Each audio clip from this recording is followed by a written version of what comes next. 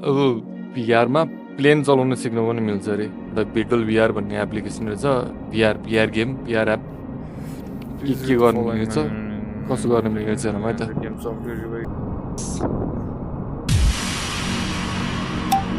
ए trigger पनि थिच्नु पर्ने रहेछ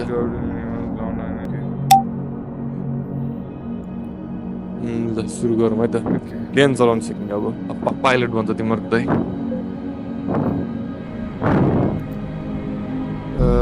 पाइलट सेलेक्ट गर्न मिल्ने म्याप सेलेक्ट गर्न मिल्ने छ मिसन सेलेक्ट गर्न मिल्ने के यो चाहिँ एउटा ट्युटोरियल राख्दै भने चाहिँ सुरुमै पाइलट नाम चाहियो अरे त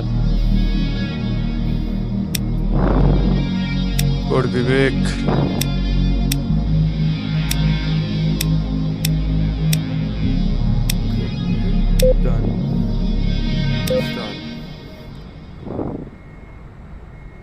ट्युटोरियल रहेछ ल प्लेन पनि डिपेन्ड गर्दो रहेछ जस्तो छ कुन प्लेन कसरी चलाउने भनेर पनि डिपेन्ड गर्छ है समथिङ त्यस्तो के होला एउटा कुनै सिलेक्ट गरिदिउँ ओके क्विक सिलेक्ट गरेर म त एक्चुअली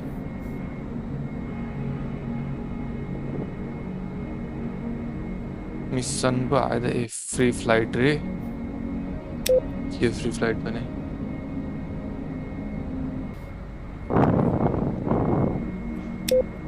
फ्लाइट ट्युटोरियल नहेरेछ म त अब ट्रेन चलाउनु त कसरी जानु होइन प्रेस गर्ने रे ल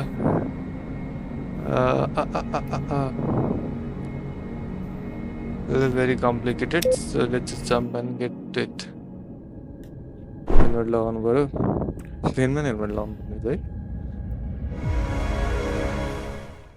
Nice. Welcome to the AV-42C. First, let's keep the bird from rolling away by using the brake. Now let's move on to the startup sequence. First, turn on the main battery. This will store power for all of them. Now start the auxiliary power unit, or APU. Wait a moment to allow the APU to spool up. We're now ready to start up the engines.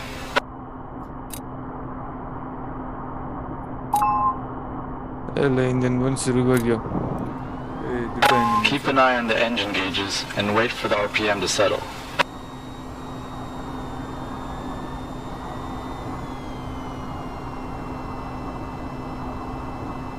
The engines are now supplying electrical power, so we can turn off the APU.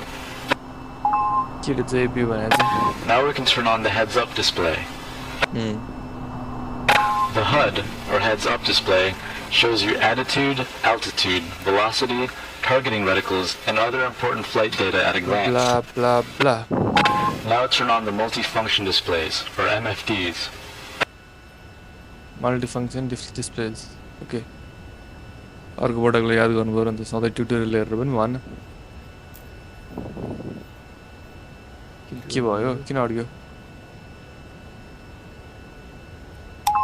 ए घुमाउनु पर्ने रहेछ अनि मैले ताने एउटा table मुनि हात पुर्याउनु पर्ने भएको भएर नि अलिकति जसले The MFDs give you access to aircraft features such as weapon configuration, navigation maps, sensors, etc. You can access these features by pressing the corresponding buttons around the edge of the monitor. You'll learn more about the features of the MFDs in a later tutorial. Okay. The vehicle is now ready to fly. In the next tutorial, we'll talk about basic flight controls, taxiing, takeoff, and landing. Sidai take off. Mission complete. Kar. Chika. Second basic flight. Click na bago. Hey.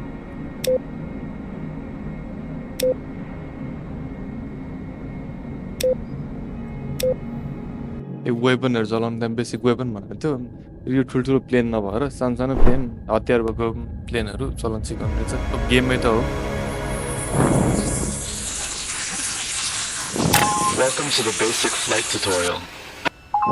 We'll skip the startup procedure now and pick up where we left off in the last one.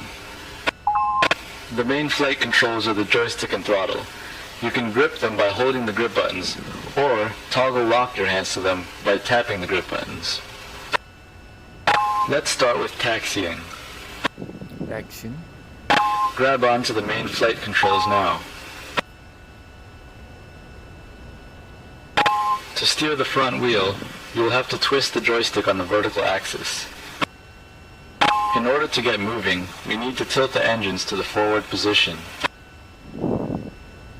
Start by holding the throttle trigger to lock the wheel brakes.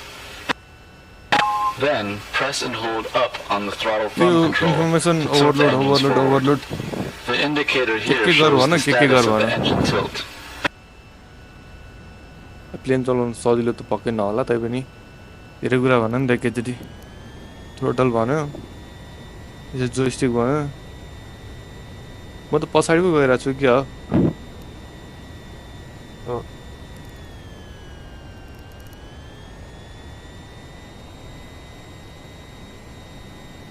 यो पछाडि गइरह joystick माथि vertically तान भने हो त्यसपछि throttle अलिकति they भने हो त्यही त हैन Come on.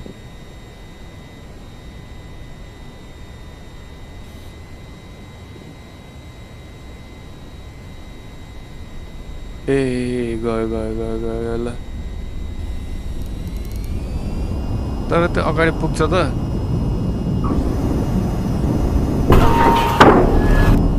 क्रास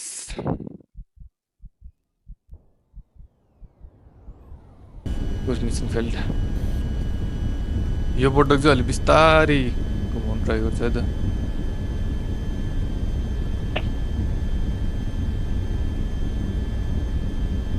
स्लो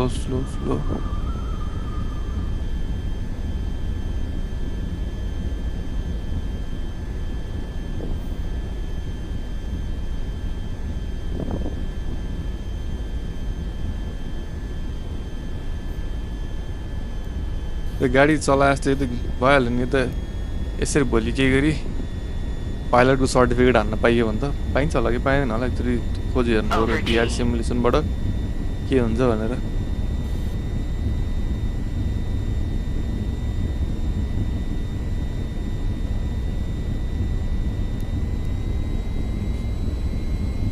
एकचोटि मजाले चलाउन जाने भइसकेपछि आकाशमा लगेर सरर माथिबाट के के छ देखाउँला हैन चाहिँ फेरि भोलि ट्राई गर्नु पर्ला